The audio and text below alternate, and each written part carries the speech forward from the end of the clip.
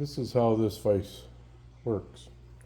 Articulates both with this way, that way. It's at 14 degrees each way.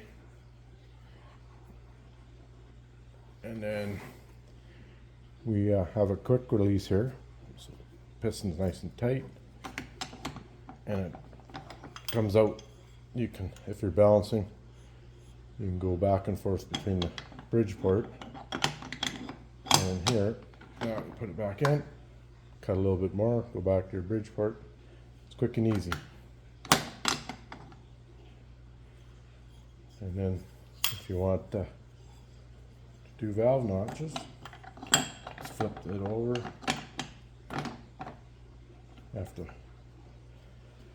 Okay, if you got, like, this is an 18-degree piston, so this is loose right now, but we can tilt this back.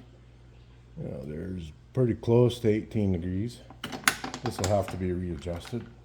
So you pull the screw out a little bit.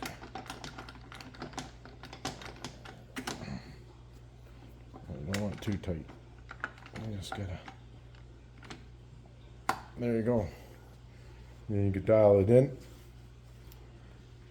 Go ahead and cut your valve release. Pull it out and do your next one.